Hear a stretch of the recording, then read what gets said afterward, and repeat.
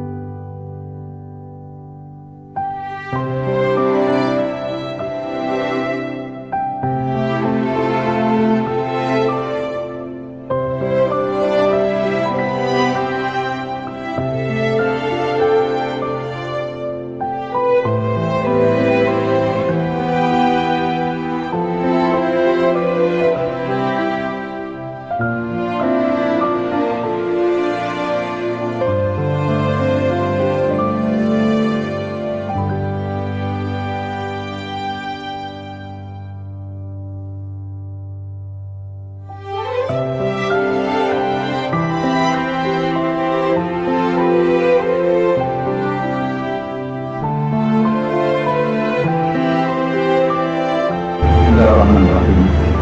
Saudara Umair bin Haji Muhammad Bukhari. Ya, saya. Saya Muhammad Sahil bin Zabidi, ayahanda kepada Hanis Nabihah binti Muhammad Sahil. Saya nikahkan engkau dan kawinkan engkau dengan anakku Hanis Nabihah binti Muhammad Sahil dengan mas kawinnya 1 dinar emas tunai. Aku terima nikah Hanis Nabihah binti Muhammad Sahil dengan mas kahwinnya 1 dinar emas tunai. Bismillahirrahmanirrahim.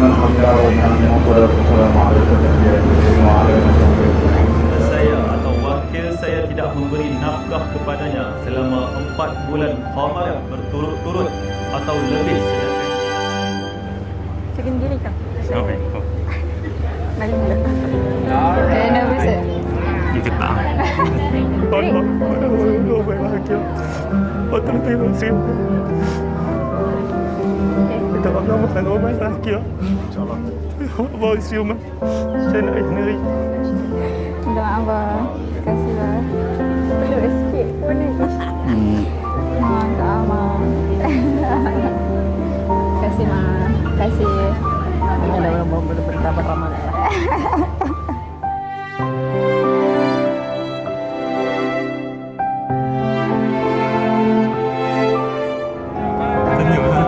Senyum-senyum. Salah.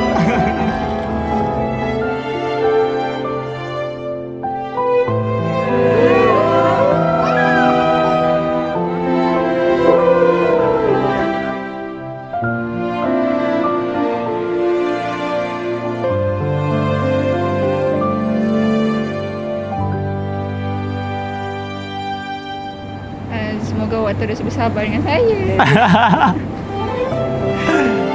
Dah kahwin.